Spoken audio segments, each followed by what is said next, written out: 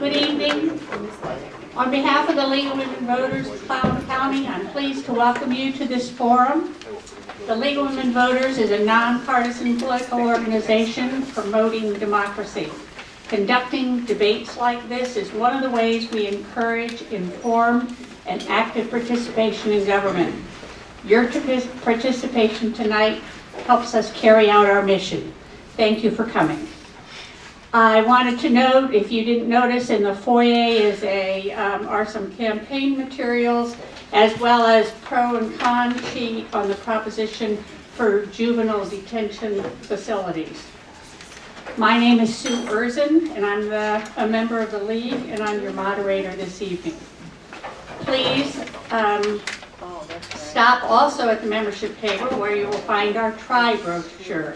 It lists all of the elected officials at the state, local, and national level that represent you. Please take one if you don't already have one. Unless you have received prior written permission, audio and video recordings of this debate are not allowed. We are recording this forum and it will be posted on YouTube within the week. Thank you to Tim Bry, who is our videographer. Remember now to turn off your cell phones, cameras, and any recording devices. At this point, I wanted to take a minute. If there are any candidates here who are not participating in this forum and would like to introduce themselves, that way you will know that they are here, and we will be having a break later, and you could perhaps ask them questions or whatever. Are there any candidates? Yes. My name is Steve Burke. I'm the candidate for District 2 Port Commissioner. I don't have an opponent, so they don't let me talk. So I just wanted to introduce myself. Yes. I'm Steve Chan. I'm running for Board Commissioner for Clallam County Fire District number 3. Thank you. First on our agenda tonight will be the candidates for Port Commission, Colleen McAleer and Michael Cobb. We will then have candidates for the Sequim School Board. Each candidate has a maximum of 2 minutes for an opening statement. We have asked them to answer 3 questions: their qualifications for the office, how they intend to deal with the key issues in their area of responsibility, and the primary goal that they hope to accomplish. Our timers, Helga and Tom Montgomery, sitting in front, will make sure we stick to our time limits. I ask that you please hold your applause so that we do not reduce the time available to our candidates. They will be in the order of their filing date for this race. The order will be reversed for the 2-minute closing statement. We'll begin with an opening statement from Colleen McAleer. Thank you. I'm happy to be here today, and I'm pleased to see a lot of people in the audience, more than what we had in Port Angeles 2 nights ago. And thank you to the League of Women Voters for putting this on. The more engagement we get from citizens in our county in these different issues, I think the better the process is and the better the outcome is very likely to be. So very quickly, my qualifications. I was an employee. I was the Director of Business Development at the Port for a little over 2 years, and then decided to run for Port Commissioner. And I have 10 years as a real estate commercial broker, and I'm a certified commercial investment member, which is a master's level designation for commercial leasing activities, which is exactly what the Port does. Additionally, I served 10 years in the military as a military intelligence officer and as a pilot, and I'm a decorated combat veteran.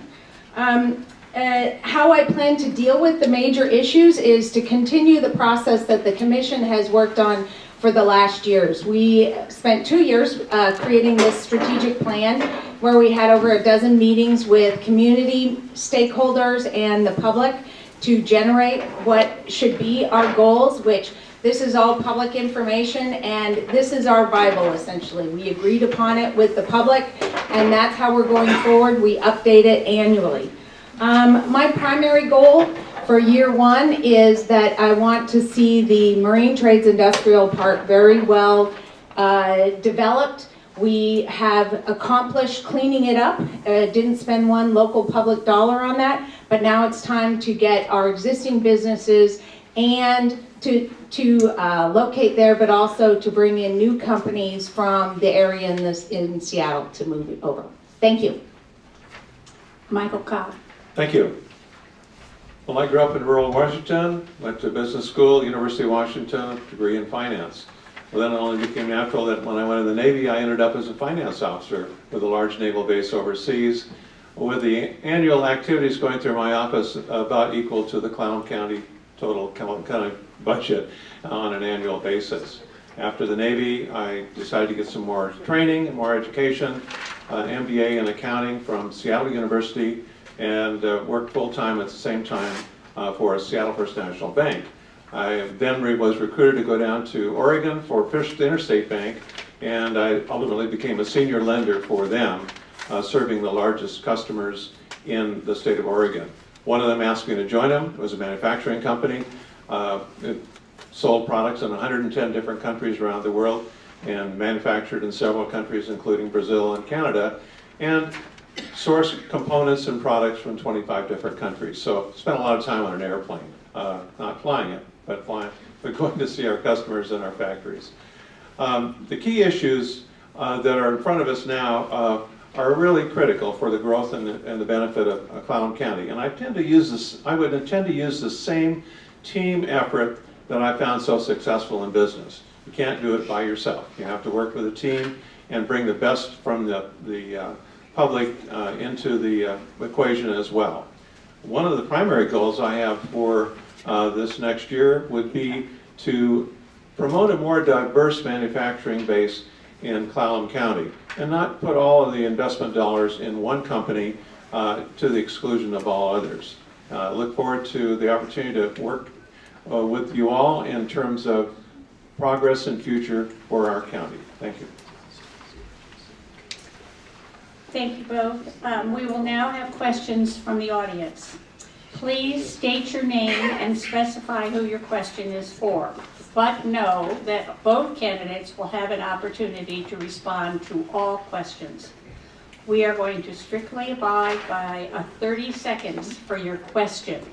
Responses will be limited to 1 minute per question per candidate. After the question has been answered by both candidates, each person will have 1 minute for a rebuttal statement. If you don't wish to come to the microphone, you can give your written question to one of our members and it will be read by them. And if you want cards, there are league members all around here. Just raise your hand and they'll be glad to give you a 3x5 card. I expect that there will be about 30 minutes for audience questions and candidate responses. This is an estimate.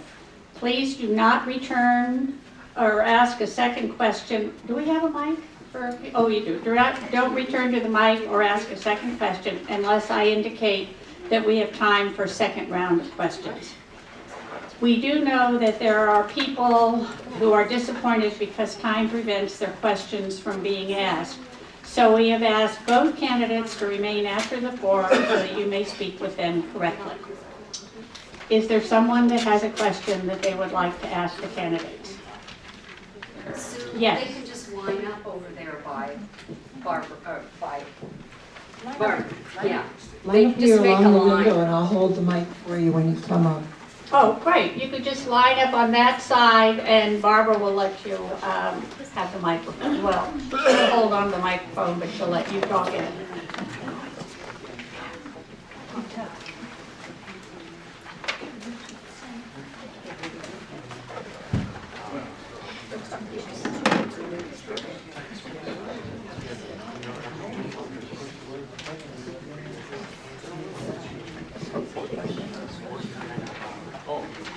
My name is Keith Burfitt. I'm from Sequim.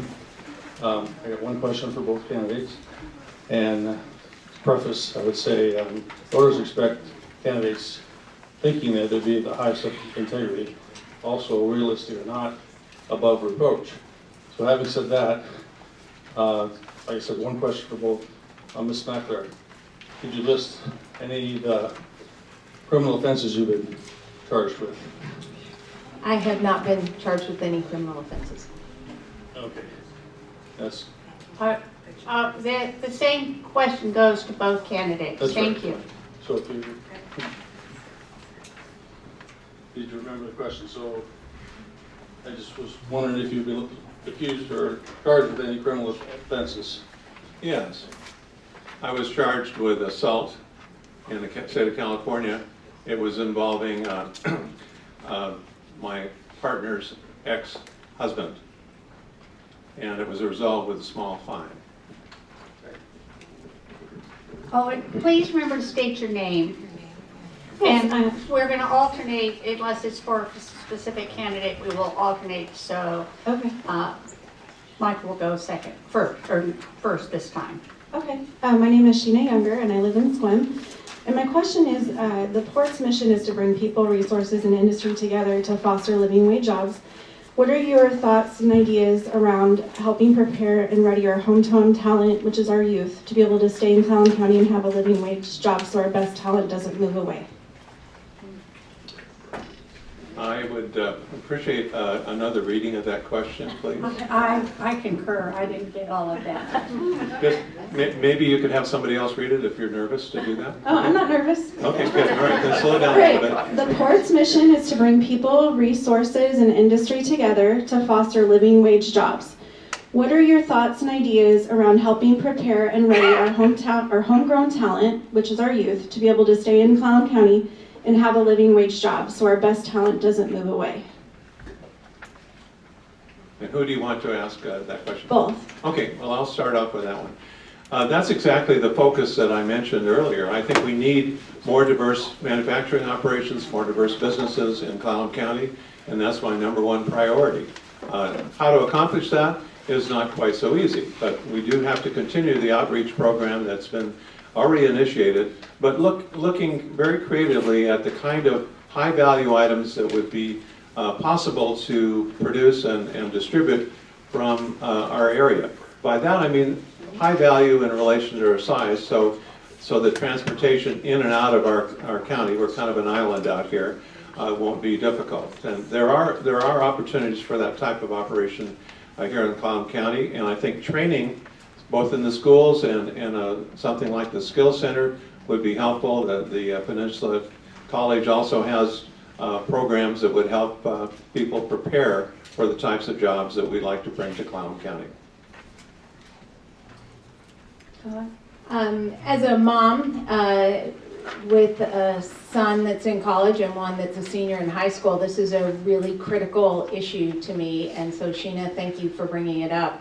I've seen too many children in our community not thrive, and I believe that it's not just the school district's responsibility to educate those children, but also the community as a whole. And I'd like to see the government entities be taking the role of leadership in areas such as now the port has 2 students that come to our port meetings, and they are ambassadors to their school districts.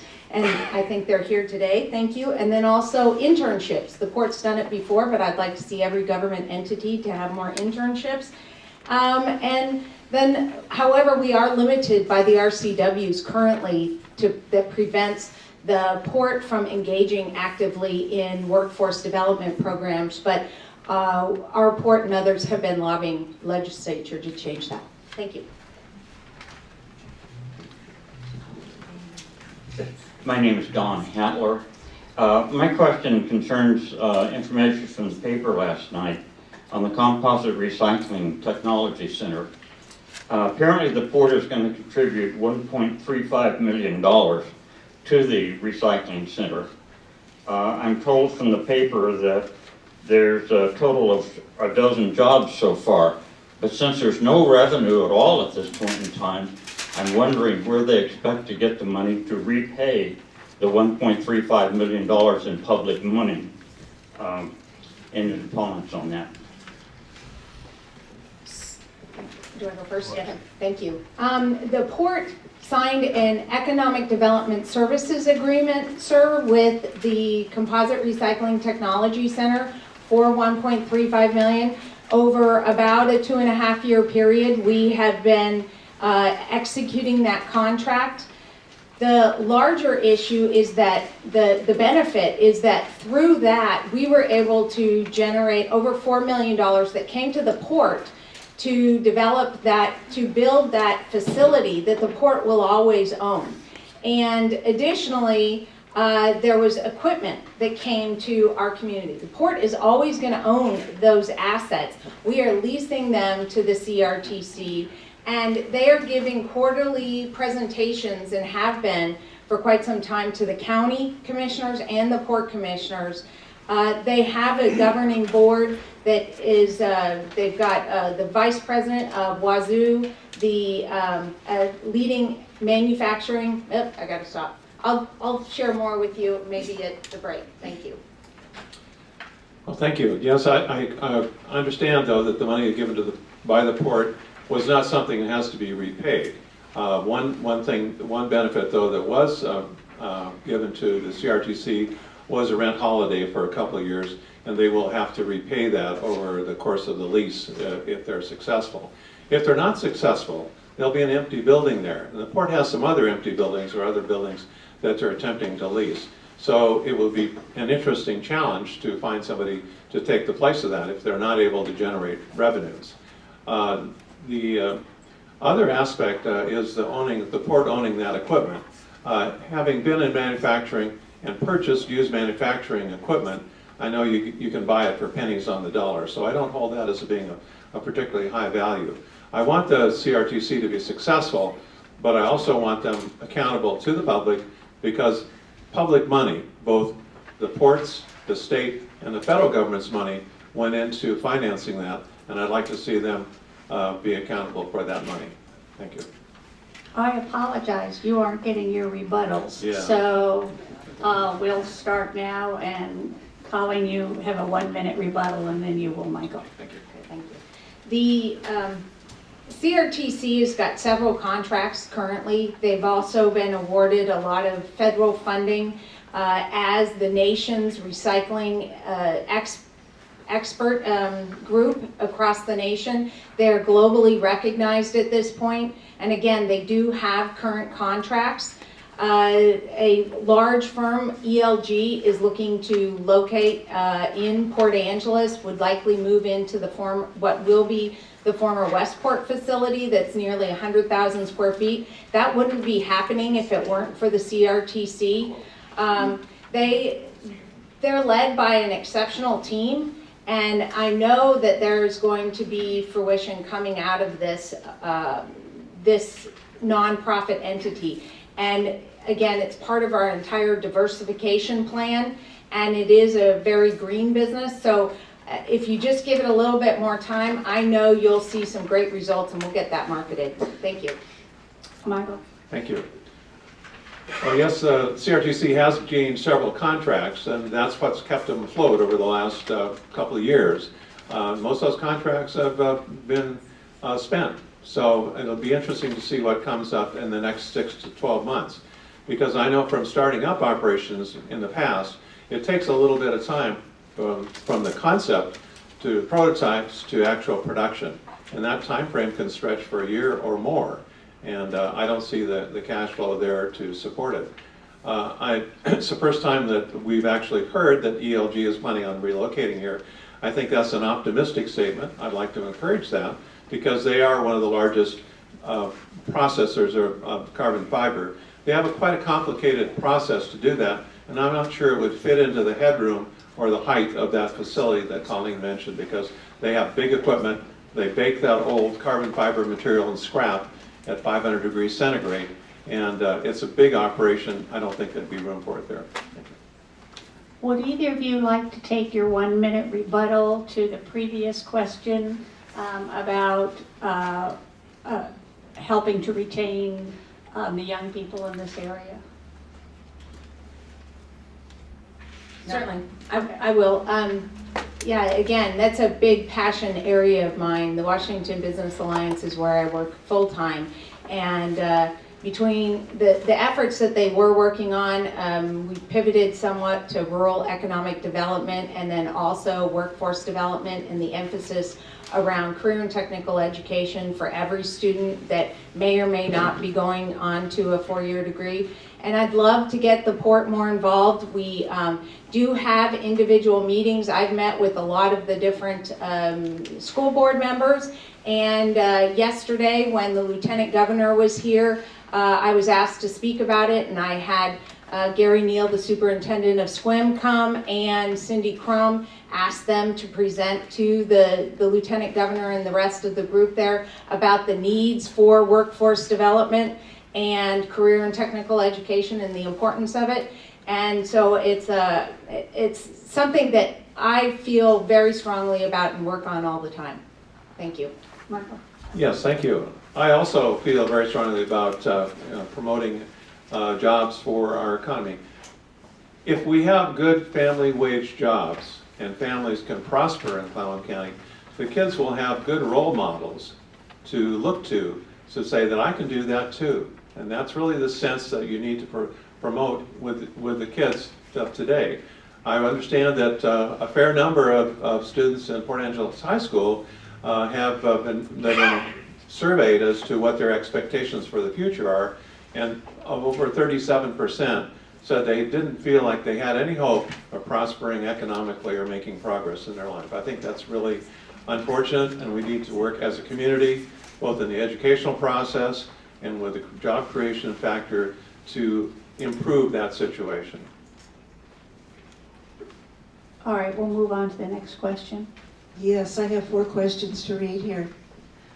The first question is, what are the industries, businesses that you think can be brought in, and existing ones you would favor for growth?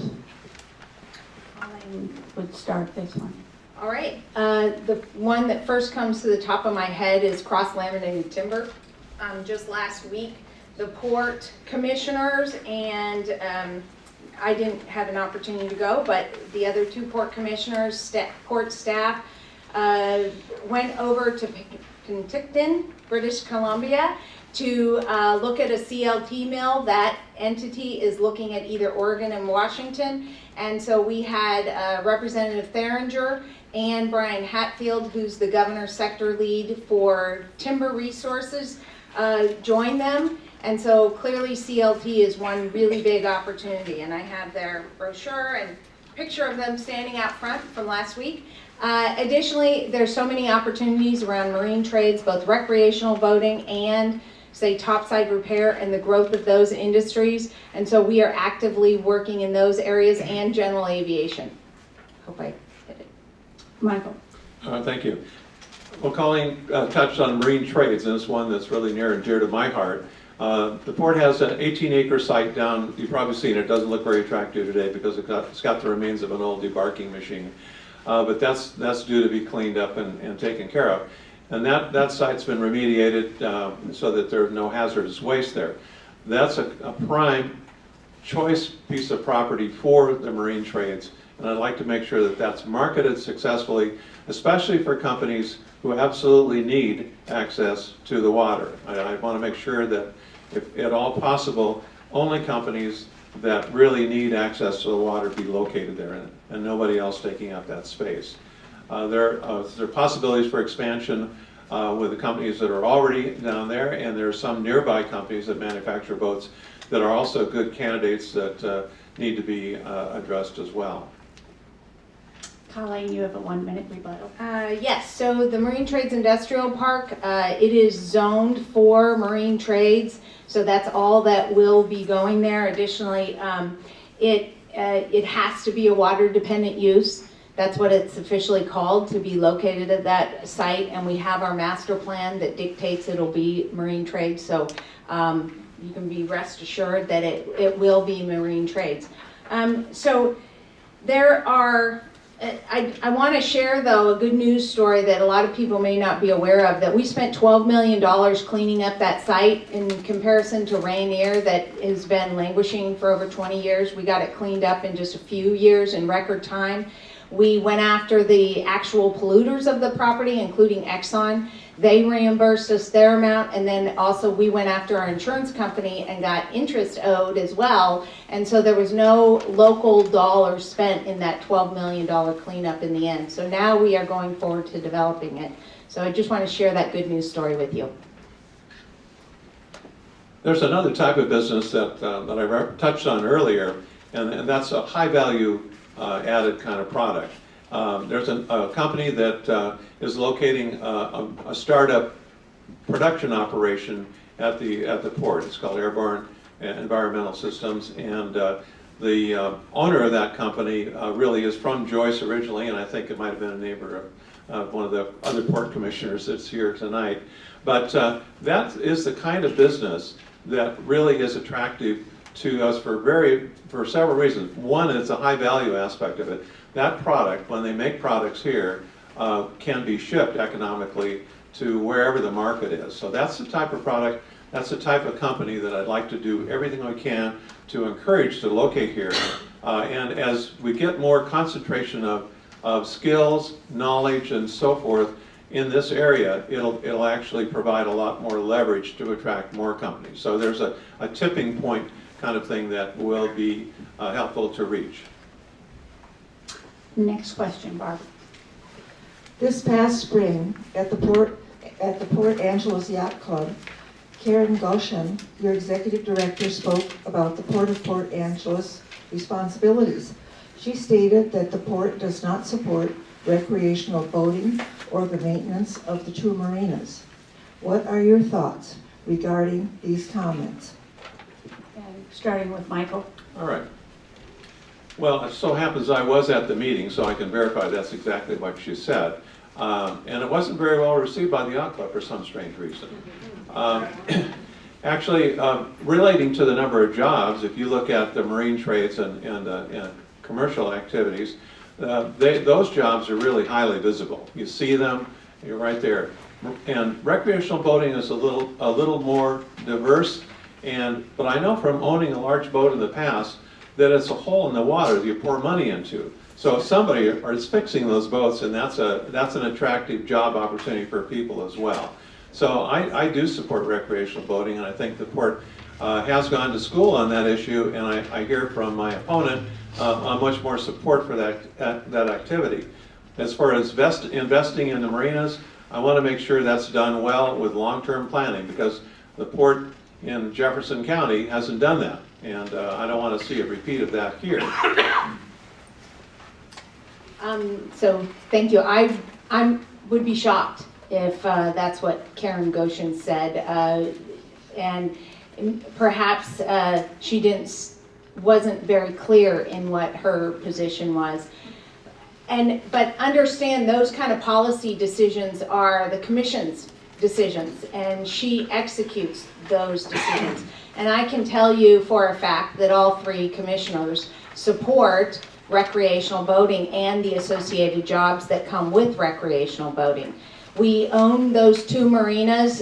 John Wayne Marina, I consider the jewel of the county. It's gorgeous. We got to make sure that it's well maintained, and we continue to put money into it. We just approved about, I think it was $160,000 at the Port Angeles Boat Haven for electrical improvements on those floats. So if she didn't present herself well, I'm sure she would be here to apologize for that. But so I got my 60 seconds. Thank you. But you each have a rebuttal. Michael. All right, thank you. Yes, I think recreational boating is important, and I think, but if the port's focus is on commercial activities, I can understand why Karen was operating from that premise, and I think she probably has changed her view based on the publicity that we've generated in our discussions over the last few weeks. So I think that's a positive development, and I'd like to see that continue. As far as investing in the marinas, the John Wayne Marina is relatively new, but at some point it'll need a replacement of the docks and so forth. And I've heard discussion and rumors about possibly transferring that marina to the city of Sequim or something like that. And that happened in Lake Washington. The place where I had my first sailboat, Leshai Marina, was given to the park department of the city of Seattle. they're kind of a low person on the totem pole in terms of funding. They've let that marina go, and so only about half the floats are usable in a prime location for people to learn how to sail and boat. So again, I don't know how to make this point more exacting, but we support our marinas. They're, again, an important asset, and the Port Angeles Boat Haven because it's there are about 800 good-paying jobs associated with the Port Angeles Boat Haven and the boat yard, which we operate at the John Wayne Marina. That's a beautiful place, and it's more recreationally focused. There are about 100 jobs and about $2 million in comparison to $22 million at the Port Angeles Boat Haven. But every job, is incredibly important to that person, that family, and that business. So we are industry agnostic. Whatever industries support living wage, family wage jobs, that's what we support, and that includes recreational boating and the marinas. Barbara, do you have another question? According to the Port Commissioners, you have mentioned that the two marinas are not making any money. In reviewing the port's accounting, that is an incorrect statement. How do you account for this extreme inconsistency? Colleen, you're first on this one. Okay. So I brought the port budget, and this kind of gets into the weeds a little bit, but you have operating revenues, and then you have operating expenses. And the operating revenues for a marina are just what are those individuals that are there that operate at that marina. And the fact of the matter is that we don't have accountants out there, and we don't have our executives sitting at the marinas. But those people and those issues still need to be addressed. So we also have lots of overhead for legal, environmental, etc. And those expenses have to be allocated somewhere. Additionally, we have replacement costs. So after you apply all of those overhead and replacement costs, the marinas are not making the kind of money that my opponent claims they do. So, it's the fact of the matter, and you can take a look at our budget and see what the issue is. Well, I'm an accountant by training, and I can read a financial statement. And according to the financial statement I looked at, the marinas, and this is a combination of John Wayne and the Boat Haven, brings in $2.5 million in revenue in 2016, and direct expenses were 1.9. So there's about $560,000 in direct operating profit from that operation. And correct, there are admin overhead numbers assigned to each of those operations. John Wayne Marina, for example, has $300,000 in admin expenses allocated to it. But guess what? If the marina went away, those $300,000 wouldn't. So it's not fair to look at it quite in that perspective. In addition, the other expenses associated with it, for example, depreciation, aren't figured into those numbers either. And depreciation, for those who may not be accountant oriented, and I can appreciate why you may not want to be, depreciation is a non-cash expense. So that adds to the cash flow from the two marinas. They're very profitable. You now have a 1-minute rebuttal, Colleen. So, we're really getting into the weeds here, but this is the 2017 budget information, and at the Port Angeles Boat Haven, the total in 2016 it was about 1.3 million, and then after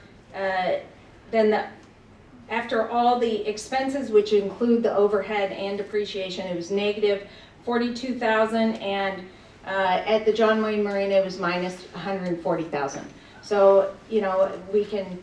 Again, I can talk to you about this or show you this, or maybe we can make an appointment with our CPAs, our experts, and they can explain this to you directly. I don't know what else to say about it. Michael? Well, if you look at the depreciation, if you look at the overhead, which is not going to go away if one or other of the marinas are sold, they're very profitable. They're cash cows for the port. They are there year in and year out. They're not as cyclical as the lumber handling operation and some of the other businesses which the port supports as well. So that's a stable part of the revenue stream for the port, and don't be mistaken, they're very profitable from that standpoint. And I would certainly not like to see that lost for the benefit of the port. Barbara, how many more questions are there? There is a two-part question here, one directed to Michael Cobb and the other directed to Colleen McAleer. Okay, we'll have time for that and with the rebuttals. Okay, this first one is directed to Michael Cobb. You refer to not putting all of the port's financial efforts into a single industry, but to diversity. What industry do you believe is being favored? All right, well that first part of the question is the money that's been spent on the CRTC. So if you look at the development money that's been spent on promoting new businesses moving into Clallam County in the last, 2 years or more, that's it. One company that I can see that I've identified that's getting much in the way of support. That's what I mean by all your eggs in one basket. Having started businesses and helped many other businesses start and fund their operations, I know that there is always an opportunity for fail when you start. If you don't have your assumptions in order, if you don't have your business plan sorted out, if you don't have your competitive advantage figured out, there's a high opportunity for failure. And quite frankly, in asking questions about those very elements, at the outset of the funding of the CRTC, those questions weren't properly addressed. Colleen? Each candidate gets to answer both questions. Do you'd like to make a response to that? Certainly. It really was a big win that the port in these efforts we were able to get $2 million from the federal level, $1 million from the state's Clean Energy Fund to our community. Had we not done that, that $3 million would not have come here. And then additionally, since the CRTC opened, another $7 million has come to this community from the state. And at the federal level, the nation's Institute of Composites, they've contracted with the CRTC for $540,000 and then another $500,000. So this effort of ours has generated incredible amounts of funding from the federal and state level. And these people that have reviewed it, that are experts in these areas, they believed in it. And again, they have an exceptional CEO and an exceptional board that provides oversight. Michael, would you like a minute rebuttal? Yes, I would. The numbers that Colleen is throwing out there are kind of news to me. The $500,000, for example, is a new number that I've not heard before. The first number she talked about in terms of the money from the National Trade Association is not actually $500,000. It was $373,000. So that's a material difference in what's actually gone into that operation. So I stand comfortably on my statements. Colleen, you have a minute rebuttal. Oh, do I? Okay. So if you're referring to the Institute of Composites, it may be $373,000. I knew it was a very large number. But again, that is their business, and I just know that they are doing a lot of great things. And again, these national experts love what they're doing, and so they are funding them. I wanted to go back to Airborne ECS for a moment, if I may.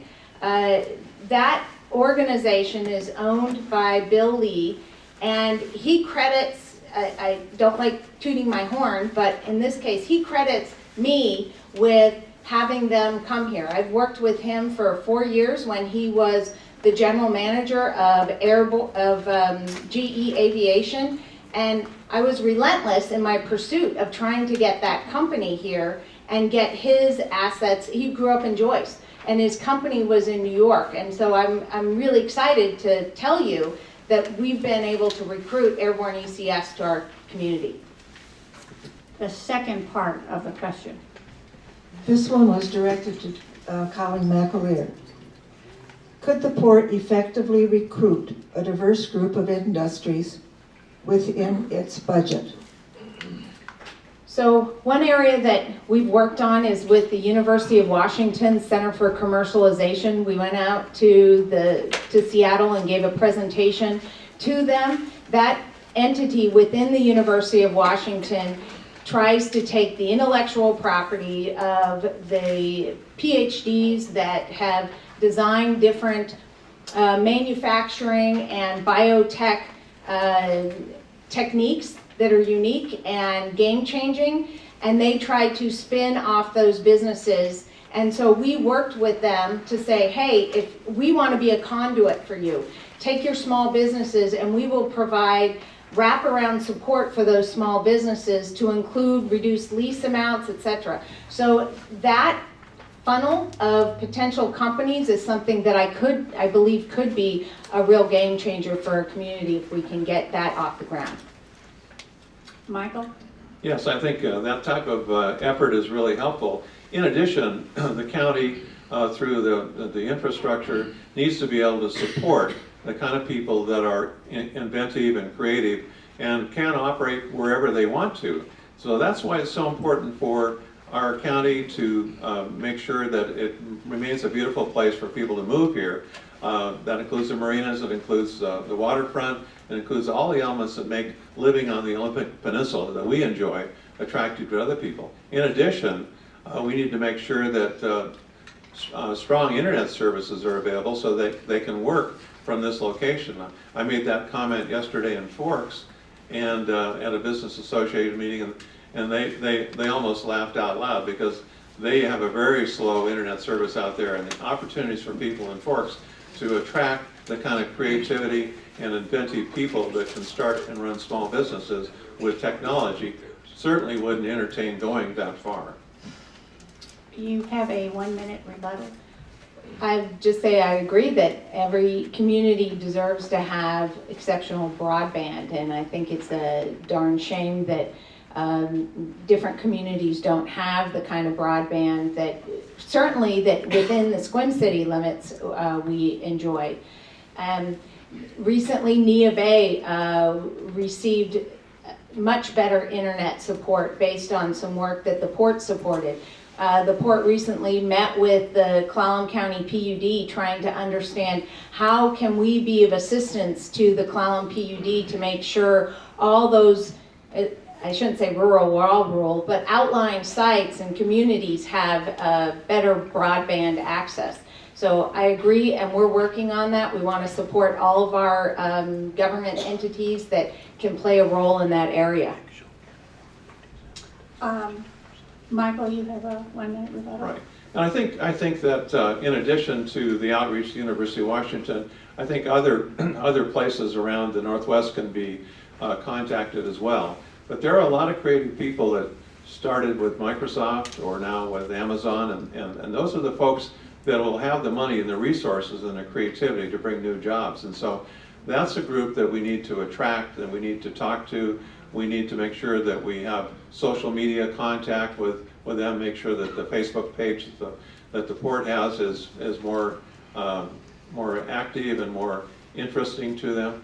I didn't know until yesterday, for example, that the port even had a Facebook page. I'm on Facebook almost every day, and I didn't pick up on that issue. Perhaps I should have searched for it. But that is a very important connection for the younger people in our creative world. That is all the time we have for questions. And so now we're going to move to the candidates' 2 minutes closing statements. We're going to reverse the order from the opening statements, and Michael Cobb will start. In closing, I'd like to look back on my experience as a port commissioner, if I have the opportunity and the privilege to serve, with a stronger economic environment in Clallam County. That would be necessary to work with all the other organizations on a teamwork basis to continue the efforts that have already been started to work with the county, work with the city, work with other organizations to promote family wage jobs in our area. I'd like to look back and see that there are not one, not two, but a half a dozen or more startup companies located in our area that can grow into bigger companies in the future. I'd like to have been able to work with our local community college to improve the technology training we have, and certainly expand our marine trades operation. And finally, I'd like to see that we would have improved the appearance of the Port Angeles Harbor. People coming to town from Victoria don't find it very attractive. They've told us so. And if you just compare the two. So when they get off the boat here, coming from Victoria, they beetle out of town and go up to Hurricane Ridge or something like that. So I would like to see that improved as well. As regard to the marinas, I think careful long-term planning and management is going to be essential to maintain those jewels, as been referred to, of our community, and not use any of that property for development. I've heard talk about higher and better use for the south area parking lot in the Sequim Bay Marina. That sounds like real estate speak to me for let's build something there. And I'd like to see park access maintained for people. There are only a few places in Sequim Bay that you can actually get down to the water, and that's one of them. I'd like to make sure that's continued. In summary, I want the best possible future for Clallam County and the families who live here. Colleen? So I'd like to share that a little bit more about the Washington Business Alliance and what that brings to this community. I run that statewide business organization, and there are hundreds of businesses that are members of it, and that gives me a unique opportunity to meet with business leaders in Seattle, Spokane, Bellingham, Vancouver, etc. And I always share that I have an absolute bias, and that's towards Clallam County, my home. But I get to tell our story. And so I ask them frequently, so are you expanding? And if you were going to, where would you expand? Would you ever consider a rural community? Would you ever consider the best rural community in Washington State? And that, of course, is Clallam. And as far as the waterfront is concerned, the port only owns a small portion of that waterfront in Port Angeles. A lot of it is owned by the city, and it's also owned by private entities. The city has put millions of dollars into phase 1, 2, and 3 of the Esplanade, and I think they've really done some nice improvements there. But the port has a deep water terminals, which is a really unique and rare thing. You've got Grays Harbor halfway down the coastline of Washington State, but the next stop that has that is Olympia. Bremerton, it's all controlled by the Navy. So it's a unique asset that we need to preserve. Lastly, 4 years ago, a little over 4 years ago, I had a 6-figure-a-year job working at the port as an employee, and I decided that I couldn't handle the lack of efficiency at the port. And that's why I ran for port commissioner and traded in that 6-figure-a-year job for less than minimum wage job working as a port commissioner. You know, some people say that's admirable, other people say it's really stupid. It's probably the latter, but I ask for your vote, and thanks for coming tonight. On behalf of the League of Women Voters, thank you for running for office and participating in our forum. Thank you. But before I start, I wanted to apologize on behalf of the League for the agenda misspelling of Brian Koo's name. So please note it does not have an N at the end. We have candidates for Director 2 position, Brian Koo and John Kirshbaum, and the Director at Large position 4, Brandino, Gibson, and Nola, Judd. We'll follow the same format as before with one exception. Because of time restraints, there will be no rebuttals. Candidates will still have the 2 minutes for a closing statement to express any concerns they wish to share. Our timekeepers will keep our schedule.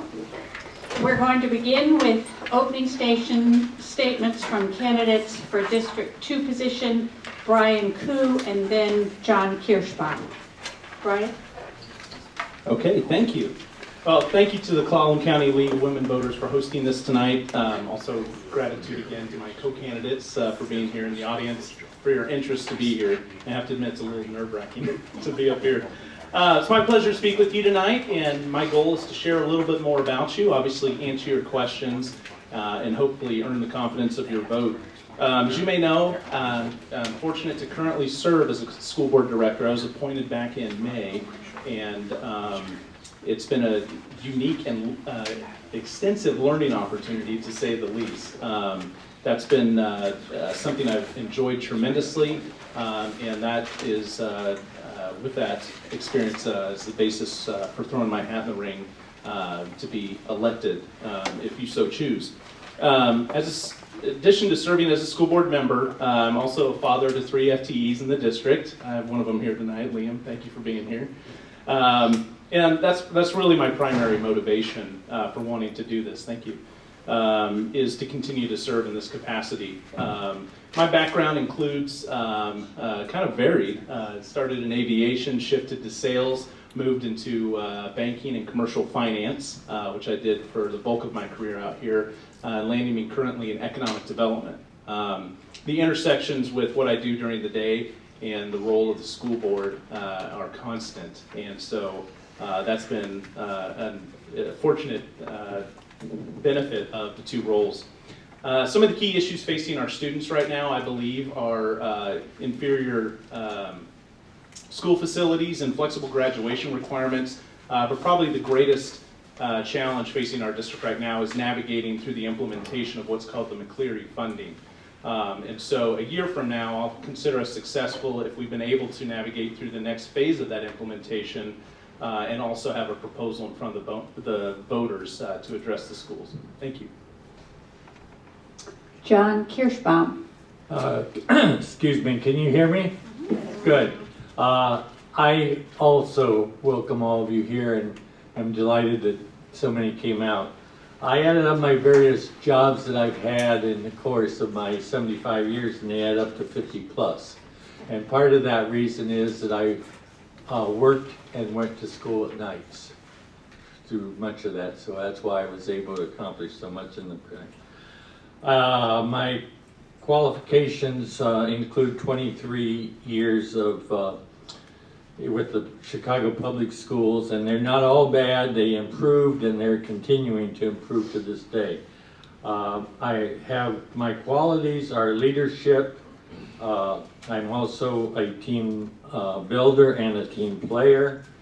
I've had problem solving, decision making, and troubleshooting skills along the way. I also had many years in computer work, primarily in the application work. As far as how to deal with key issues, I have to say not hastily. Too many people rush into it with a fast solution and only find later that they got tripped up. So I would proceed very carefully. And some are very two-edged swords. It's similar to the McAleer problem and our current teacher situation of being in a community where they feel they can't afford to live here to teach. So we have that dilemma, and we have to think of ways of funding that will upgrade our facilities. The primary goal I hope to accomplish in my first year, in addition to learning the district's climate and culture, would be to think about the future collective bargaining sessions. There's one going to start again in April because only 1 year, and then the facilities will also be a factor, so that's cost. We will now have opening statements from candidates for the Director at Large, position 4, Brandino Gibson. All right, thank you. I'd also like to thank Leland Voter Sue and all of you here today that are here for one purpose, and that's to become informed voters, and that's very important because the best voters are the informed voters, and thank you for coming out tonight. So a little bit about myself. I also have an FTE, an 8th grader, but she's at home studying for a math test tonight, so she wasn't able to participate tonight. I'm retired U.S. Air Force, and currently the supervisor for WorkSource Clallam in Jefferson County, and that worked on helping our local community members find jobs and connecting between the jobs and the employers and the job seekers. And we'll talk a little bit about that more later. Some of my past experience as well is I spent over 12 years in vocational education as a director and education director for adult education in California. I also spent a couple of years as a substitute teacher in 3rd through 8th grade in California. So I've actually been in the classroom.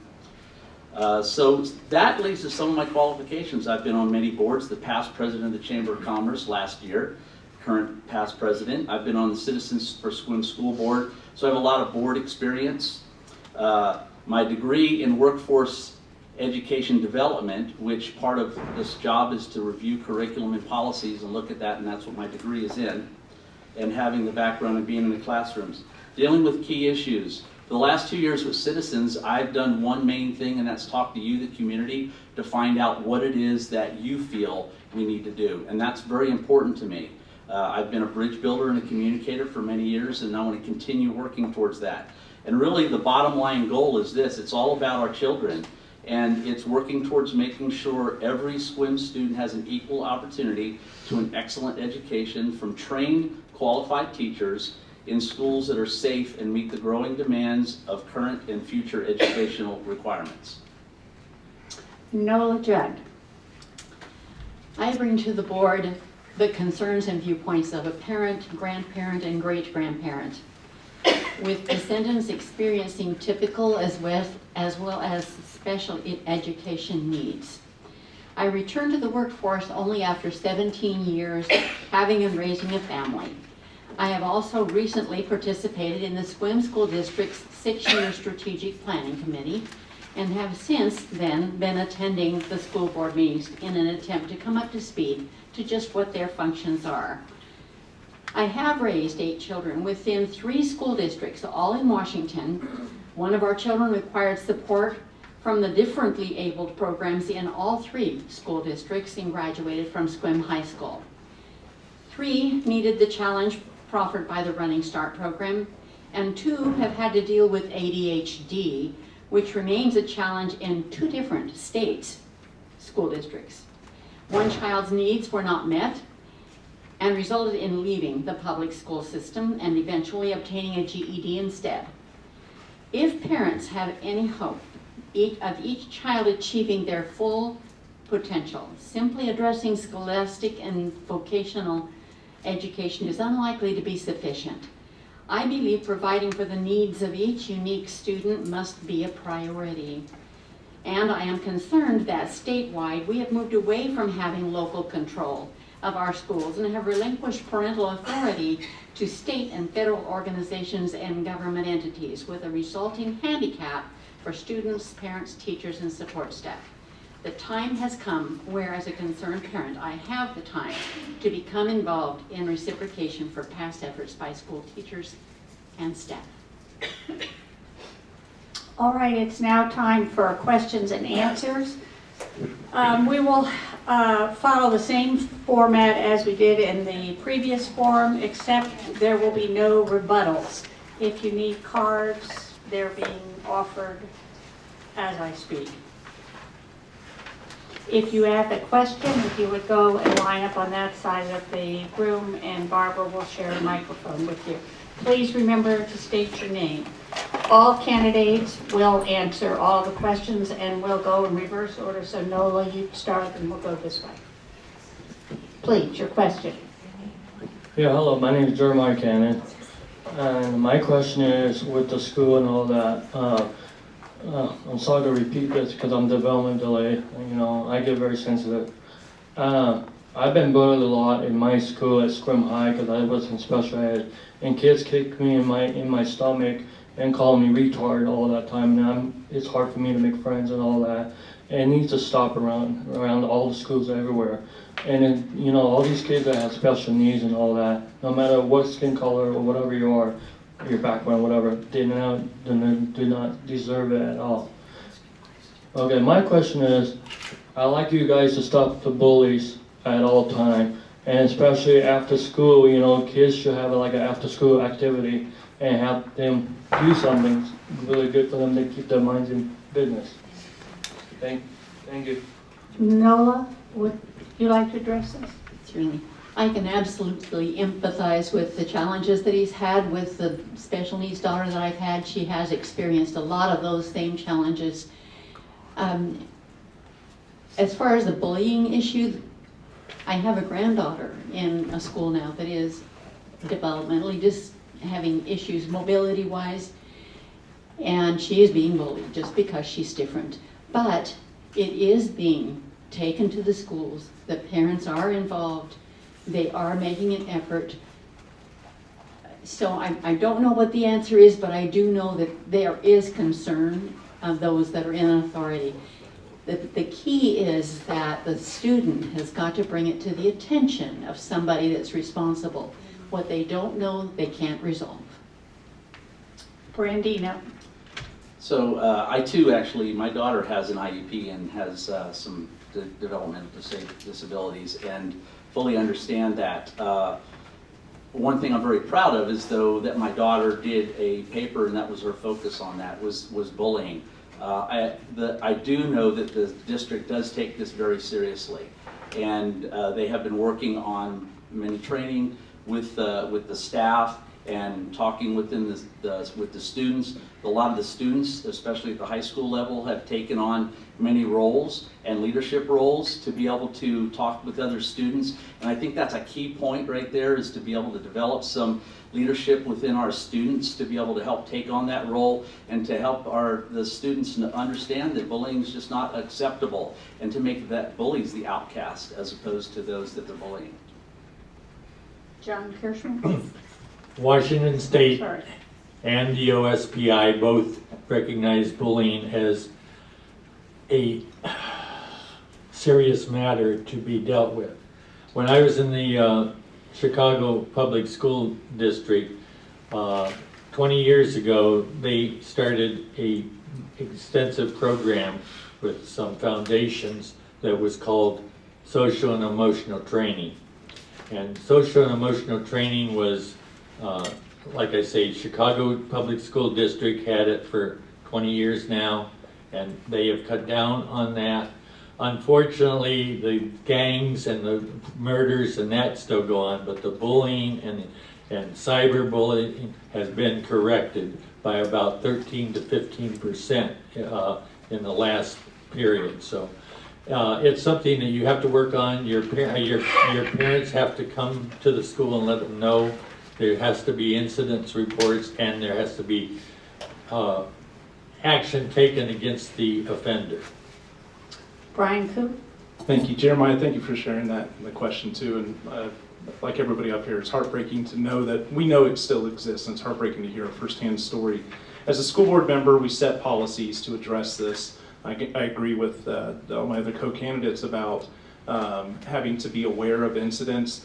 I feel, I talk with my sons a lot about bullying, what they witness and things like that.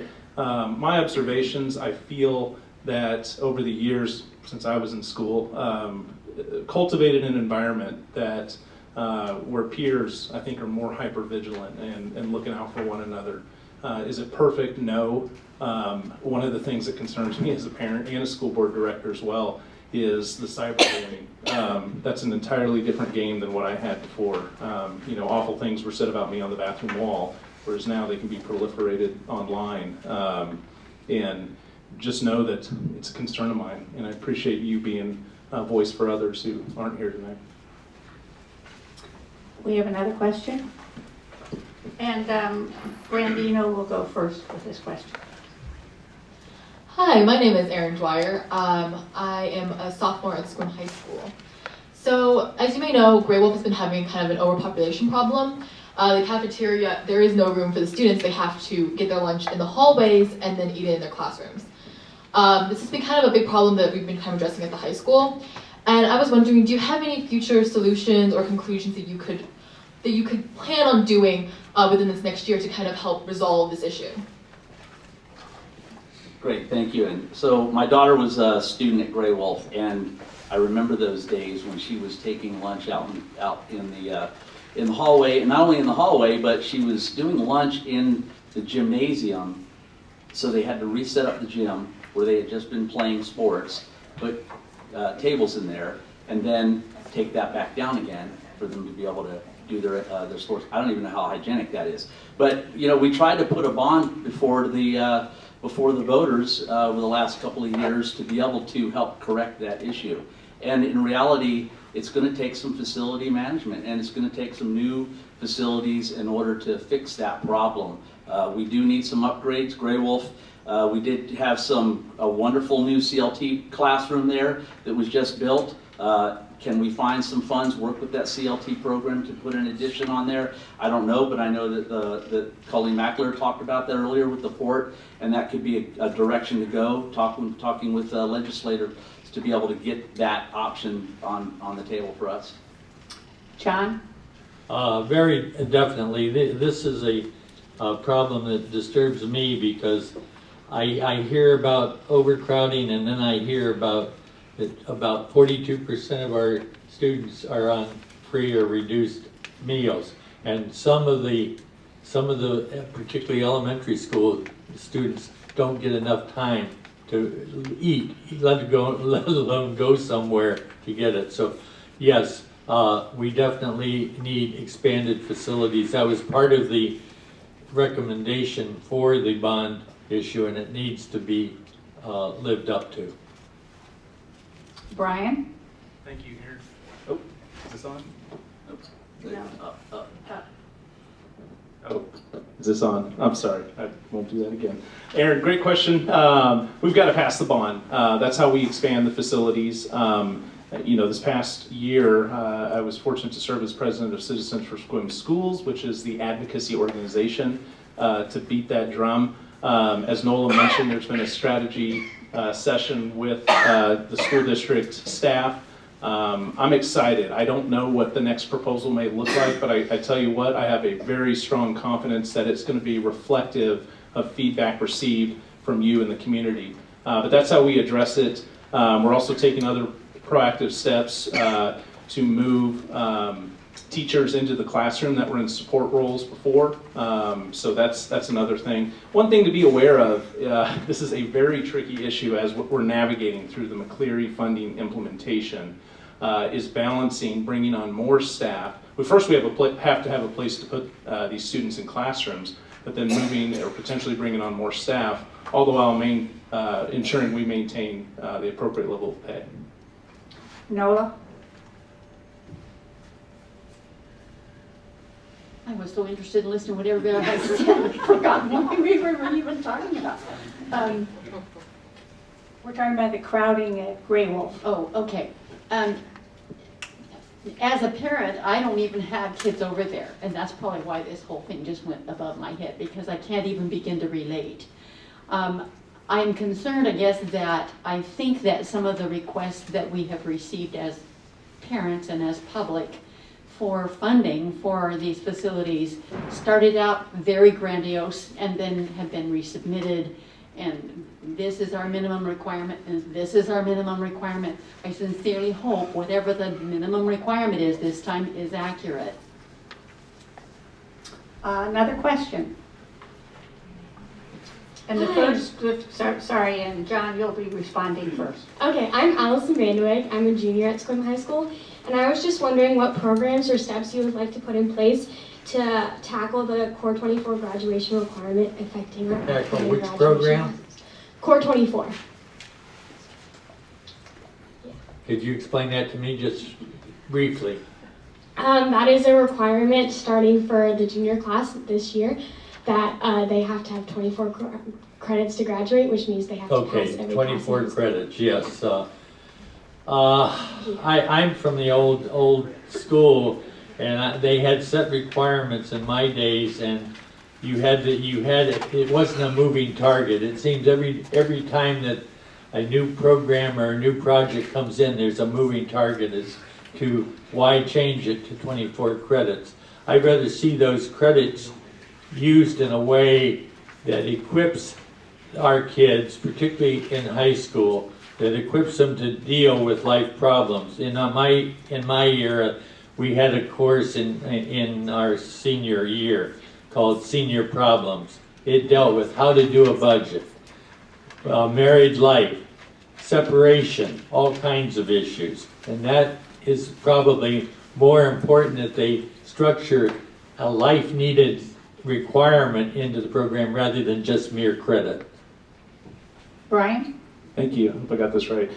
Great question, and that is one of the challenges, Allison, at the high school, which you're living. So I'm not going to pretend like I know more about it than you do. What that means, too, for folks that aren't aware, is if you don't pass a class, you are already behind, and it is that critical in order to get across the threshold for graduation. One of the things we recently heard as the board is our summer session program, which is a way for folks who need that additional help to get across that milestone. The other part that I see, and this is part of the role of the school board, is advocacy. And you can just ask any school board member right now how perhaps obnoxious I've been about the advocacy component and role of why we're here and what we need to do. So what I mean by that is addressing the curriculum, as John mentioned, intersecting that with making folks career ready after school. So maybe that's a different kind of math that will teach you in the building trades, as an example.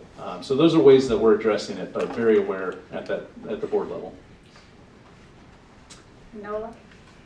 I'm not familiar with the program itself, but I do know that as the community, we got involved with the 6-year strategic planning committee, and a lot of those things were brought up and discussed there. One of the things that I don't know if it would help with this situation or not, I would sincerely hope so, and that is mentoring and encouraging the mentoring of our community. Has so many retirees that have expertise in so many fields that we may be able to take advantage of some of that information, some of that knowledge to reach these needs when they're not being met elsewhere.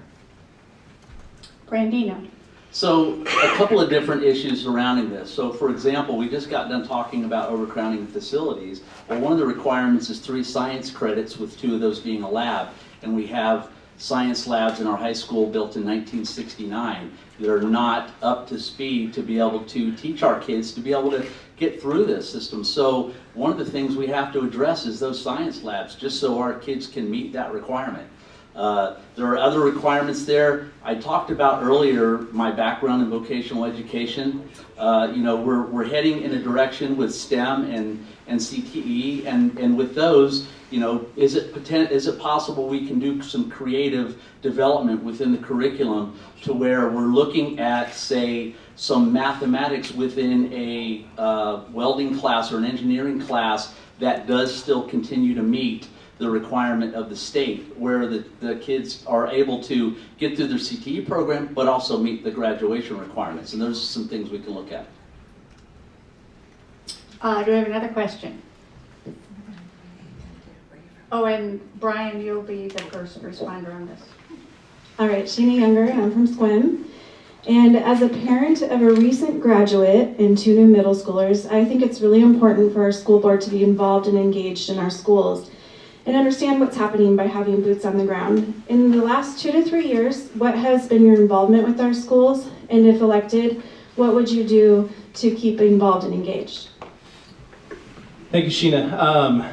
Great point, I agree. Most recently, as I mentioned earlier, I was fortunate to serve as president of Citizens for Sequim Schools. I'm not going to sit here and tell you that I thought we couldn't have done better, but doggone it, we got that levy passed, and I'm pretty proud of that. Other things I've done, of course, in my day job in economic development, I mentioned it intersects all the time, career in tech ed. I was squirming over in my seat, believe it or not, when the port folks were up here, because I'm ready to get to work. At the school board level, it's being aware of the needs in the community. Our role as board directors, of course, is approving the budget, setting policy, and hiring and evaluating the superintendent. So there's a fine line to be maintained, but again, I just welcome you to ask any of my colleagues on the board right now my interest of what's going on in our schools and how we can enhance those. So continue to have eyes on that. Nola? My approach to just about anything is that I really know so little about what is going on right now that I have to be willing to listen. And I do have the ability, I think, to listen to both sides of the story and then to try and come up with ways that will work to resolve them. I don't have any answers at this point because I really have no clue what the situations are. Brandino.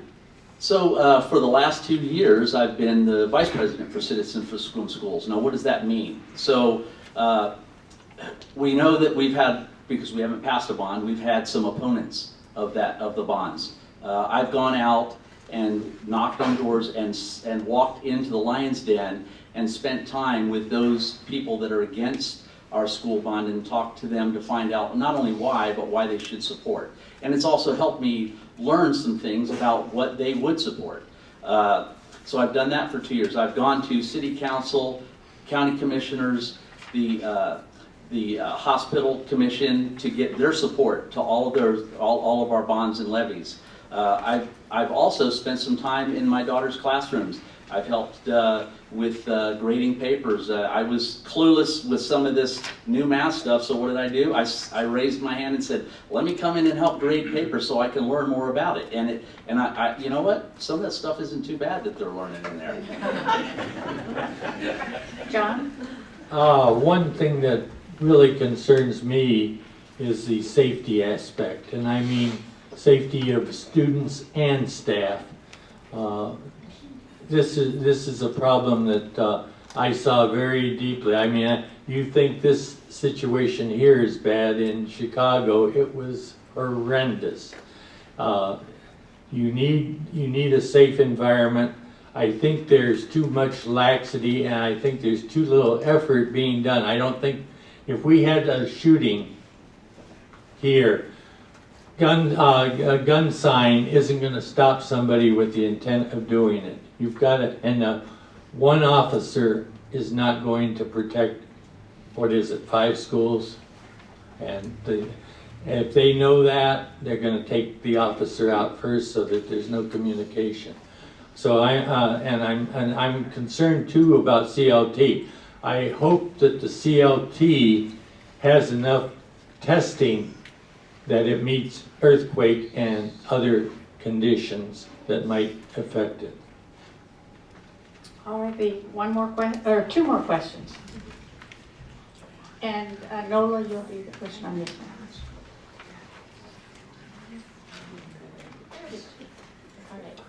Hi, my name is Amanda Westman. Oh, you got it? Got it. My name is Amanda Westman. I teach at Sequim High School. I live in the district, and my little boy will be starting school next year. We're pretty excited about it. Before I jump into my question, I'd like to hark back to Allison's question about the Core 24. This is a major issue that's affecting our high schoolers, and I really hope that all of you, as potential board members, dig into this deeply. Our kids need solutions. Which brings me to what I have to say. Okay. All right, I work at Sequim Option School where our kids are working to recover credits. And many of them are facing issues like homelessness, mental illness, and substance abuse. What can you do to increase access and reduce wait times for the services that will make a difference for our kids? Nola? I really don't have an answer. Brandino. That's a wonderful question, and you know, what's amazing is how much we are not aware of the homelessness issues that we do have here within our area. You know, we look at this pristine area that we have and we think everything's fine. We think next door in Port Angeles they have all the homeless and we don't, and we do here. And it's definitely a serious issue. You know, as the supervisor for WorkSource, we deal with the parents all the time. We deal with TANF parents all the time with that, and we deal with education and trying to help them gain jobs. So from my working standpoint, you know, it's It's just looking at the outside options. You know, I have staff members on mine that are on Homeless Connect, and we're looking from a community area how we can address the homeless issue and be able to get them off the streets and find other issues, tiny houses, different things that are going on community-wise to hopefully address some of that. John? It's excuse me. It's obvious to me that the state is not doing anything for this county. The county has to do something for itself. So I call on the county commissioners to take a stand. I count on the police to take a stand. I count on the Serenity House people to take a stand. This whole community and the partners here have to get rid of this environment that stifles so many people in lost jobs, not having a living wage where people can live here, and the only people that really suffer in the long run are the kids that grow up under those conditions. Brian? Thank you. Amanda, great question. Thank you for your work for our students, and you have my commitment to really dig into the Core 24 issue, whether as a board member, community member, and a parent. To answer your question, at the end of the day, it's resources, right? And that means funding. And to me, that is the advocacy piece as a board director. So awareness of what the need is. I was just talking with a fellow board director the other day about our homeless issue and really wanting to understand that better as appropriate. As a community, you know, there's opportunities for us to step in. You know, in terms of access to healthcare, mental health, that's a pretty hot topic as well. It's going to continue to be just raising our voices collectively and stomping out these problems that exist here in Sequim as well. So I don't know if that's a direct answer, but other than just we've got to speak up, and I will. Thank you. It looks like we have 3 more questions, and I'm going to cut it off after you, Berta, okay? So, go ahead. And I'm sorry, and Brandino, you'll start. My name is Denise McInstad, and I'm a grandparent and a parent as well. I've heard a number of times about bond issues and levies. One of the problems we can have a majority of voters approve a bond or levy, but because of state law, it can't be passed. As directors, is there anything that the board can help the state understand how it hurts communities? And what do the State Directors Association, has it taken a stand on this? That's a great question. So part of our board is we do have a legislative rep. Jim Stauffer's our legislative rep, and they are WASDA and OSPI, and all of them are concerned with this issue. But it is what it is right now, and we have to get 60% of the vote. So what can we do directly is within our community is, as Brian keeps talking about, it's advocacy, and it's advocacy to the community to determine what is it that you will allow. Keep asking that question, because we've thrown these bonds, and Nola brought this up, you know, we just keep, oh, all right, let's drop it, let's see. What is it that the community, I think Superintendent Neal did a great job with a lot of his community chats to find some of that information out, and it'll be interesting what we can come up with. But locally, we have to figure out ourselves what it is that the community is actually going to support. John. Yeah, part of the problem is, in my opinion, and it's my opinion only, and I can stress my opinion here where I might be gagged when I take office if I do, is two-way communication. We have people come and I wish instead of asking me questions that we could ask your questions and do something about it. It isn't advocacy, it's action that needs to be done. It's action that the people in the state legislature have failed for so many years to take and finally come up with something that will probably get tested in the courts and will be probably dragged on even longer. With the whole idea of we take your tax, local property taxes, and put a cap on them, but we install a higher state property tax that you're gonna be assessed with. So it's the shell game, you play the shell game. So I say it's back to the legislators. They have to do something, and they will do something if the people demand it, the courts demand it. Brian? Thank you. Denise, great question. A couple things I can share with you.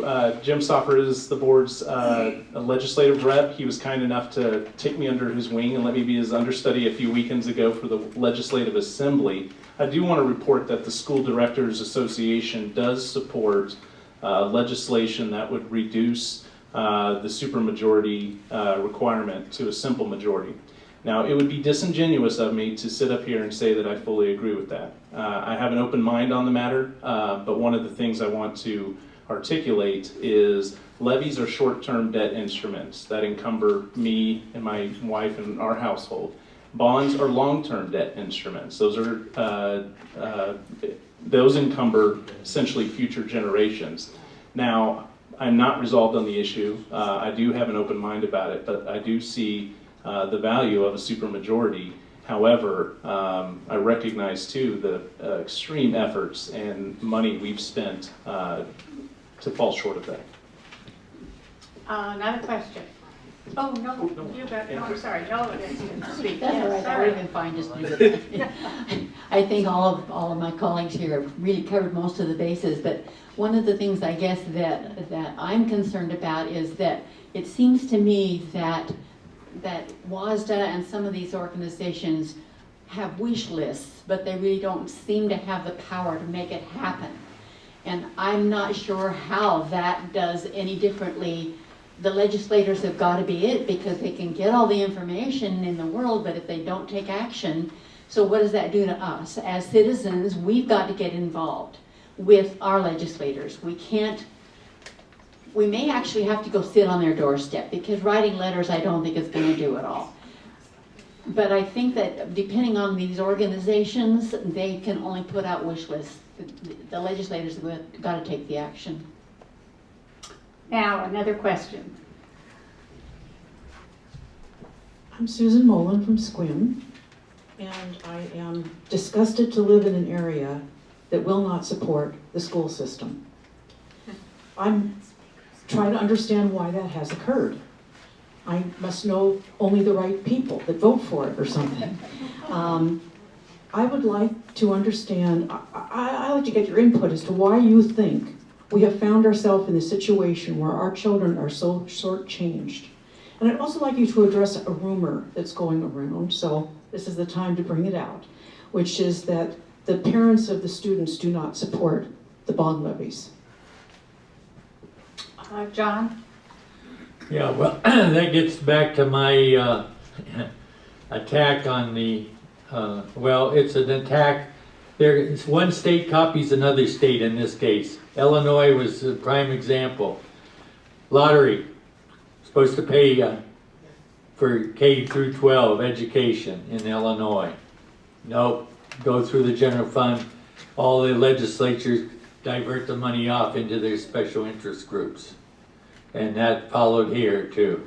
If we had done the lottery like it was, and that we got the money from the lottery, screw the, I use a vernacular there, screw the property taxes, get the money from the state the way it should have been gotten, through people that are willing to gamble and spend their money freely, get it from them. Brian? Thank you. Susan, thank you for the question. I don't want this to sound loose, but it is so multifaceted as to why we haven't been able to get over that threshold. I used to be a far more well-coiffed gentleman, but I've lost hair over the fact that, you know, we have an active opposition.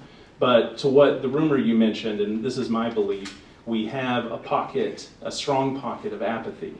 And I'm sympathetic to that. You know, I'm sympathetic to some of the households that are within our district, many of them under-resourced, dual income or single parent, you know, just austere situations. So that speaks to a larger economic development piece, which is frankly my day job and something that gets me up every morning. The best thing I can say, and I am optimistic, I know I'm a glass half full kind of guy, but I'm really looking forward to the next proposal that we're going to bring in front of the voters, because our district has listened, our district has adapted, and I'm really excited to see how we can get that across the finish line. Nola?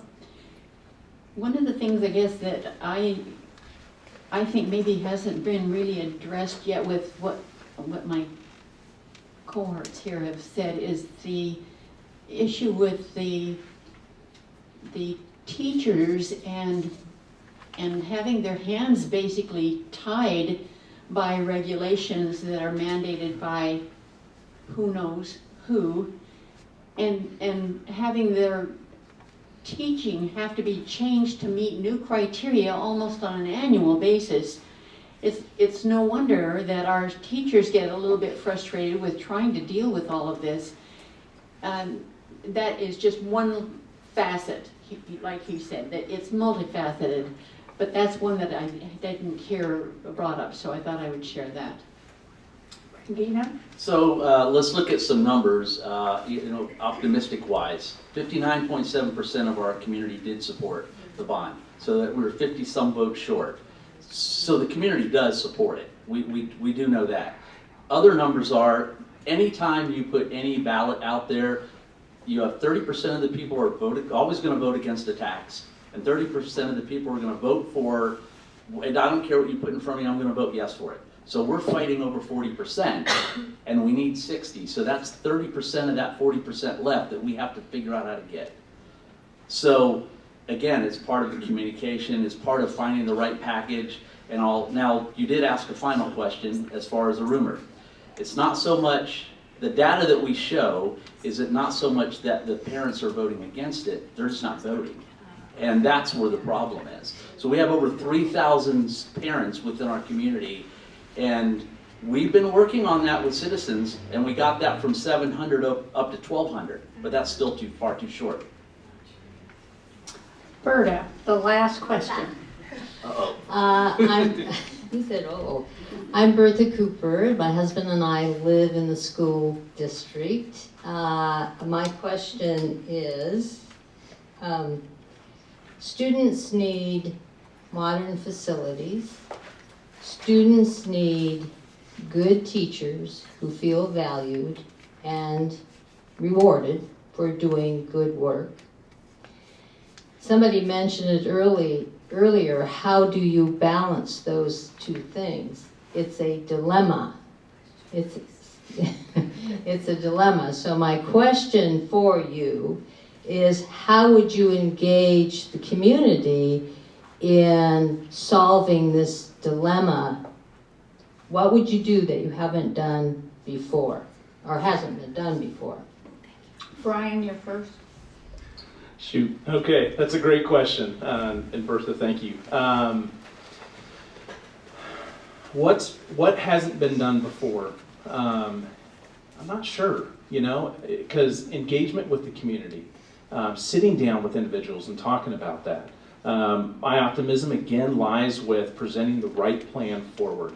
Brandino shared some great stats, and this is some toiling we've done as the advocacy campaign. We have a swath of our community that's just going to reject any increase in taxes, and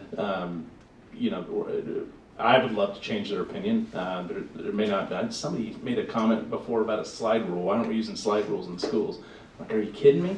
I was recently fortunate to be up at the Peninsula College and seeing what state-of-the-art learning facilities look like, and my tolerance has been surpassed, and we're going to have this for our schools, and we're going to present the right package to the voters that all you are going to support, and we're going to support together. Nola? One of the things, I guess you can't say that it hasn't been tried before, but it just started, I believe, in May of this year, and that was the 6-year strategic planning committee. That is designed exactly for the parents and the community players, for everybody to come and get involved in what that plan is. My understanding is that that is what the intent was, that would continue on. If that happens, and I sincerely hope that they were honest in saying that it was going to continue, that all of you will learn about that and come participate. It's amazing how all of our thoughts and feedback can come up with very, very good information that can then be shared with the school board. Brandino? Yeah, thank you, Nola, for sitting on that as well. And that was a great start by the district to get the involvement of the community, because again, that's what it really involves. So what can be done differently? I mean, like Brian said, I don't know. I've sat in the oppositions. I've sat in the lion's den. I've been yelled at by people. I've been kicked out of their house, trying to talk to them about why they should support the schools. And their point is that, well, we do support schools. We believe in schools. We just don't want to pay for that. And well, that's not supporting schools in my sense. So sitting down, I think a big key though is for the board, and as Brian keeps bringing up, advocacy, being out there in the community and talking to the community as board members to show not only did we just vote to put this before you, but we really believe and support that. And I will be out there. John? Like I say, advocacy is one thing, action is another, and I have to go along with Nola on this. The strategic plan has to be carried out, and it has to be geared to your ends. In other words, your goals have to be incorporated in that. Your academic goals, your social goals, your communication goals, all have to tie together. And that's what our superintendent is rated on, and he did. I heard him in a recent meeting say that he's going to assure that that strategic plan goes on. I worked in strategic planning at the Chicago Board of Education, and it works. People get geared behind it, but they have to be involved. They don't have to be preached to, they have to get involved. That's the key. I think I see that there's one more question. This is the last question. Yeah, my name's Jeremiah, and sorry about, I forgot my last question. The most important thing for the whole school district is, I think all the, from the elementary to the high school, they should stand up for the flag and honor that flag for the whole nation, and especially on the football field, that people should not kneel, but put their hand over their heart and, support our nation, and God bless you. And do you have a question? Yeah, my question is, I would like you guys, to have them, put that in the board or whatever you call it, to stand up before school starts, put their hands over their heart and say all the, thank you. Nola, would you like to respond to this? I'm not certain, but I believe that our school district is already doing this. I don't think this, just because this is a national issue doesn't necessarily mean it relates to us. I don't know that though, because I haven't actually visited the classroom, but I don't see my children and my grandchildren not having that kind of respect. So I'm pretty sure that's where they're picking it up, is in the classroom. Brandino? Well, I have a daughter that's in middle school, and I see these questions floating around Facebook all the time. Why are our kids not saying the Pledge of Allegiance? And Nola, you're right, they are. They are saying the Pledge of Allegiance in school. And I go to the Friday football games, and we have a stand full of people in this community that get up, and we have a wonderful band that plays the national anthem, and we have a bunch of fans that stand up and salute that flag and sing along with it. Although one thing I would like to get done is a light on that flag at night, so it's meeting regulations. So I'll be looking at that. But anyway, we do it, but it's a great point. John Kirshbaum? Yes, we do that, and as a veteran, I respect that as well. The problem I see is that we need to instill, again, and this may be one of the required courses, and I know it's a required subject, is civics. And I just want to get on the box for that for a minute. Civics should be not just a course, it should be whatever, if they want to express civics in an art form, that should be allowed as part of that civics credit. If they participate in government, whether it be school government, county government, being in the, along with the firefighters or some of the first people that help the police and that, I think that's part of meeting that requirement. It shouldn't be all just coursework and credit value. It should be participation and recognition of the importance of that. Brian. Thank you, Jeremiah. Great point, and you've hit on a nerve that is one that I have as well. I am proud to say that we do say the Pledge of Allegiance in our schools. We say it at the beginning of the board meetings, as Brandino mentioned. Our band plays it at the beginning of sporting events. So I'm very grateful that's happening. Now, probably within your question is, should that be required? And you know, what allowances exist for conscientious objectors or things like that? That's a tough one, and I in no way want to try and paraphrase veterans who fought for the right to have that choice. But that is part of the beauty of this country, is the ability to have freedom of speech. It grates me, my wife can attest. It's wailing and gnashing of teeth at home when I see disrespect to our country, but we're doing it in our schools, so I'm glad for that. It's now time for our closing statements. We will reverse the order from the opening statements. So John Kirshbaum, you are first, and then Brian Koo, who are candidates for Director 2 position. I moved to Sequim here in January of 2007 when it was a severe snowstorm here. My moving van didn't get here until 11 days. I got here in 2 days and 3 hours. So you can accomplish it. That was 2,300 miles. So you can accomplish a lot if you want to. And as a closing statement, I've had a lot of background. It's been summarized in my flyer about school business management, school finance, school law, and I really do think that we need to push the legislature. Now, if we don't do it, I know the courts will do it because they'll get lawsuits questioning some of those values for sure. One of the things I recognize are former people that I've come to know. Two people I want to recognize tonight is Jesse Miranda. Do you remember him? He was the strong man here, and he died a short life. On the other hand, I knew June Peterson Robinson.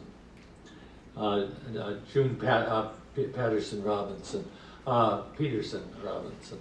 I met her through the Clallam County Historical Society because she knew when I applied for the board there that I was involved in Chicago Public Schools.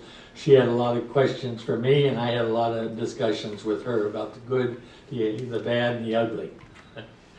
And I just want to say that one thing that we need, and has demonstrated in her part, her last 12 years, she was a senior citizen, major contributor to this school board.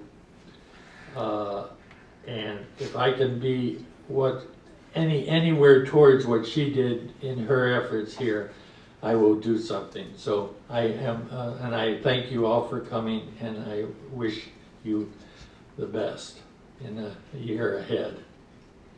Brian? All right, thank you. And I want to thank again the league for hosting this event tonight. You've earned your well-deserved reputation, and this has been a good and robust discussion, so thank you so much. My fellow co-candidates, as a parent, even though we're vying, a couple of us are vying for the same spot, I really appreciate and I'm truly grateful for your willingness to serve our schools. And then the audience tonight for your questions and your thoughtfulness. I hope I've been able to share a little bit more about me, let you know, the type of individual I am and why I want to continue to serve. I'm in a position right now where I feel like I want to give back, and this has been, this is a good avenue for me to do that. It certainly aligns with where my heart is, and so I certainly appreciate support along that effort. I'm going to be here after this discussion today, so I'd like to get to know you. You can reach out to me otherwise. I have some literature in the back and have a way to reach me. At the end of the day, it's about love of place. I love living here. Now, granted, I followed a beautiful lady here, so you can question my motivations, but I love where we've landed. And I would venture to guess, looking out over this room, that none of us haphazardly landed here. We all want to live here. We all love this place, and we want to make it our own and make it better. And that's my motivation to continue to serve on the school board. So I appreciate your consideration and certainly your vote, and thank you again for this opportunity. And now the candidates for Director at Large for position 4, first Nola, Judd, and then Brandino, Gibson. Each student brings unique gifts and challenges to the classroom. Partnering with and seeking mentoring from community members seems to me a wise use of resources. Experience and education warrant equal consideration in that matter.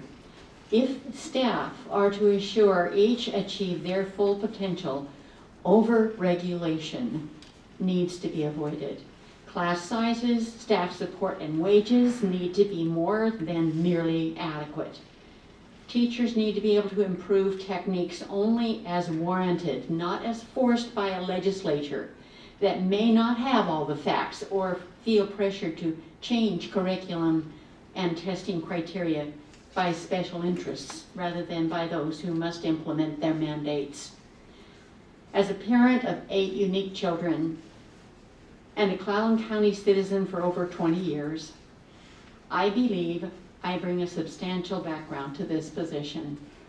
If elected, I hope to bring an open mind, consider both sides of any question, and while not compromising values, give our teachers those tools they require.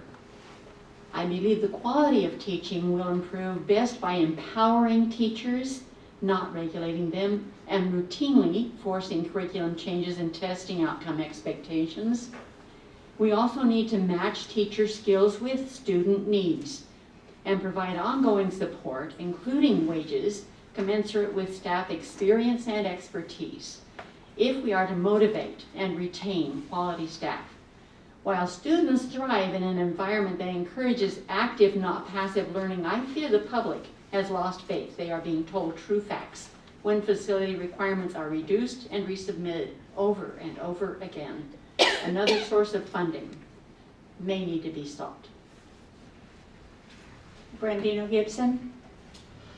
So my family and I, we moved here in 2009, and we adopted our daughter at birth, and when she became school age, we used to come up here to visit an old Air Force friend back in the 90s, and we thought, wow, what a beautiful place this is. Maybe we should retire there sometime. Then we adopted our daughter, and she started school, and in California, the schools there, the area that we're in, a lot of gang issues, a lot of things, and we thought, you know what? We've heard a lot of good things about Sequim schools. We packed up and moved. Didn't have jobs, didn't have a house, but we made it work. And I've always put myself into the community. When I lived in Yuba City, I put myself into that community. I served 20 years in the military and dedicated a lot of hard time to that, to our country. And in that community that I lived in, I was part of chambers and other activities in the schools, as well as substitute teaching when I didn't have other things to do. Now, I'm here, spent 2 years on Citizens, and in those times, the things that I've done are gone out, communicated to the community, talked with the community, and the other things I've done is ask some of the hard questions. And when I used to run vocational schools, we had programs, and we look at programs, and programs might have been popular, but they weren't successful. And if that's the case, if they're not successful, why are we still doing them?